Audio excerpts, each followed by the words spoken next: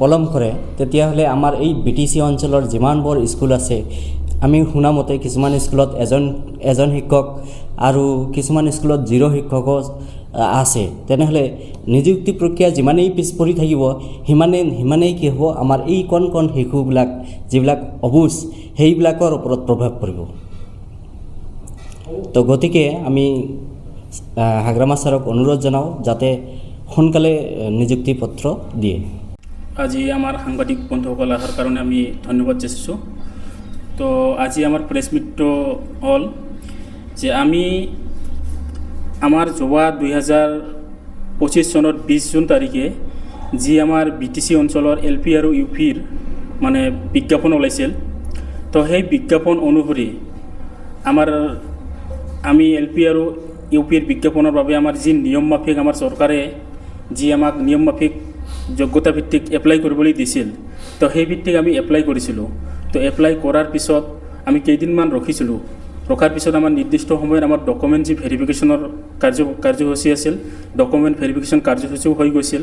তো তাৰপিছত আমি অধীৰ আগ্ৰহেৰে বাট চাই আছিলোঁ যে আমি মেৰিট লিষ্টখন আমি অতি সোনকালে পাম। কিন্তু তাৰ মাজতে আমাৰ দুখৰ বিষয় যে আমাৰ BTCৰ যি পৰিষদীয় নিৰ্বাচন আছিল, এই পৰিষদীয় নিৰ্বাচন অহাৰ কাৰণে আমাৰ মেৰিট লিষ্টটো আমি সেই সময়ত পোৱা নাছিলোঁ। তো সেই অনুসৰি আমি ভাবিছিলোঁ যে BTCৰ পৰিষদীয় নিৰ্বাচন হোৱাৰ পিছত যি নতুন চৰকাৰ আহিব, সেই নতুন চৰকাৰক আমাৰ যি সমস্যাখিনি ভালদৰে চাব, আৰু সেই মনত আমিও বহুত আশাৰে বাট চাই আছিলোঁ।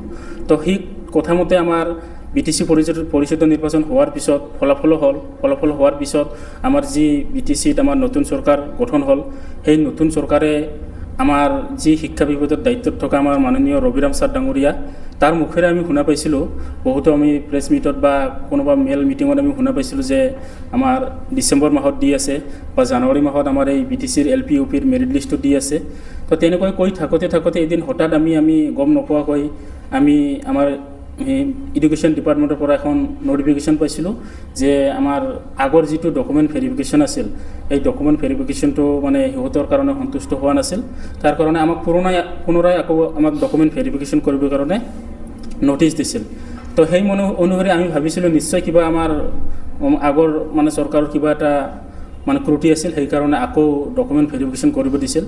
তো আমিও সকলোৱে আমাৰ চৰকাৰৰ লগত থিয় হৈ আমিও ডকুমেণ্ট ভেৰিফিকেশ্যন কৰিছিলোঁ। ডকুমেণ্ট ভেৰিফিকেশ্যন কৰাৰ পিছত সেই সময়ত আমি আৰু অধীৰ আৰু দুগুণ বিশ্বাসেৰে আমি বাট চাই আছিলোঁ, বা আমি আশা কৰিছিলোঁ যে এতিয়া আৰু পলম নহ'ব আমাৰ মেৰিট লিষ্টটো আৰু আমাৰ নিযুক্তি পত্ৰ পোৱাৰ ক্ষেত্ৰত। কিন্তু তেনে ক্ষেত্ৰত দুবাৰকৈ ভেৰিফিকেশ্যন হোৱাৰ পিছতো আমাৰ মেৰিট লিষ্টটো আমি পোৱা নাই। সেই অনুসৰি আমি বিগত মানে কেইবাদিন ধৰি সেই সময়ত আমাৰ যি ৰবিৰাম ছাৰ বা আমাৰ শিক্ষা সঞ্চালক তাক আমি লগ ধৰি আমাৰ মেৰিট লিষ্ট কেতিয়া প্ৰকাশ পাম বা আমাৰ নিযুক্তি পত্ৰ কেতিয়া প্ৰকাশ পাম সেই বিষয়ে আমি যেতিয়াই কথা পাতিছিলোঁ, সিহঁতৰ কথা এটাই আছিল যে আমি দিম, আপোনালোকে অলপমান ধৈৰ্য ধৰক। তেনেকৈ ধৈৰ্য ধৰি আমাৰ যি অসমৰ বিধানসভা নিৰ্বাচন আছিল, বিধানসভা নিৰ্বাচনৰ অধিসূচনা জাৰি হৈছিল। তো অধিসূচনা জাৰি হোৱাত আমি জানো যে তেনে সময়ত আমাৰ বিভাগীয় কাম কাজ একো নহয়, আৰু নতুনকৈ আমি নিযুক্তি পত্ৰ পোৱাৰ ক্ষেত্ৰত এইটো মানে অধিসূচনাৰ মানে বিৰোধী হয় এইটো। তো ঠিক তেনেদৰে আমিও মানে নিৰ্বাচন অধিসূচনা জাৰি হোৱাৰ পিছত আমি ইলেকশ্যন শেষ হোৱাৰ পিছত যেতিয়ালৈকে আমাৰ অধিসূচনা জাৰি হোৱা নাই, কিন্তু অধিসূচনাৰ সময়খিনিতে আমি এটা কথা আমি পৰিলক্ষিত হৈছে যে সেই সময়তে আমাৰ নিউজ কেণ্ডিডেটবিলাক যিবিলাক আছে, সিহঁতে যি মানে 2024 চনত যি সিহঁতক মানে এপ্লাই কৰিবলৈ দিয়া নাছিল, তে সেই ক্ষেত্ৰত সিহঁতে এটা মানে কি কৰিছিল আমি নাজানো, বা সিহঁতেও এইটো যোগ্য আছিল, এইবিলাক ক্ষেত্ৰত মানে সিহঁতক 56 কেণ্ডিডেটক সিহঁতক নিযুক্তি দিছিল। তেনে ক্ষেত্ৰত আমি আকৌ আৰু বেছি আমি হতাশ হৈছিলোঁ যে যদি MCC জাৰি থকা সময়ত যদি সিহঁতকো দিব পাৰে তেনেহ'লে নিশ্চয় আমাকো দিব পাৰে। তো তথাপি আমি একো মানে পৰিৱেশটো আমি একো বেয়া নকৰি আমি একেহাৰে মানে বাট চাই আছিলোঁ যে নিশ্চয় আমাৰ বিধানসভা ইলেকশ্যনটো শেষ হোৱাৰ পিছত আমাৰ মেৰিট লিষ্টটো দিব। তো এতিয়া কথা হ'ল যে আমাৰ বিধানসভা নিৰ্বাচনো শেষ হ'ল, আমাৰ চৰকাৰো গঠন হ'ল, চৰকাৰ গঠন হোৱাৰ আজি প্ৰায় 1 মাহ হৈ গ'ল। তো আজিলৈকে আমাৰ বিভাগীয় তৰফৰ পৰা আমি জাননী পোৱা নাই যে আমি কেতিয়া মেৰিট লিষ্টটো পাম, কেতিয়া আমি নিযুক্তি পত্ৰ পাম। তো আমি এই ক্ষেত্ৰত আমি হতাশ হৈছোঁ যে কি ক্ষেত্ৰত কিহৰ বাবে কি ক্ষেত্ৰত কিহৰ বাবে আমাৰ মেৰিট লিষ্ট প্ৰকাশ হোৱা নাই এতিয়াও। যদি মানে বিভাগীয় কিছুমান যদি অসুবিধা থাকে তেনেহ'লে আমাক বিভাগৰ পৰা যদি আমাক জনাই দিলেহেঁতেন জাননী হিচাপে, তেতিয়া আমিও সুখী হ'লোহেঁতেন। যদি কিবা অসুবিধা আছে তেনেহ'লে এই অসুবিধাৰ বিৰুদ্ধে গৈ আমি আমাৰ মেৰিট লিষ্টটো নিবিচাৰোঁ।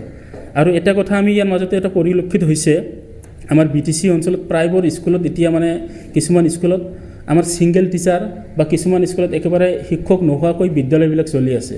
তো তেনে ক্ষেত্ৰত যদি আমাৰ পদো আমাৰ আছে আৰু আমাৰ অলৰেডি আমাৰ সকলো কাম শেষ হৈ যোৱা আমি আমাৰ ৰবিৰাম ছাৰৰ মুখেৰে শুনা 984 পোষ্ট আমাৰ অলৰেডি ৰেডি হৈ আছে, তেনে ক্ষেত্ৰত যদি আমাৰ এই পদবিলাক যদি মুকলি কৰি দিয়ে তেনেহ'লে আমাৰ BTCৰ যি এটা মানে শিক্ষাৰ যিটো বেয়া প্ৰভাৱ পৰি আছে এই সময়ত, তেনেক্ষেত্ৰত এই আমি যিবিলাক পাম টিচাৰবিলাক এইবিলাক যদি এই স্কুলবিলাকত গৈ এটা মানে আমি নিশ্চয় আমাৰ শিক্ষাৰ ক্ষেত্ৰত এটা ভাল এটা অৱদান দিব পাৰিম।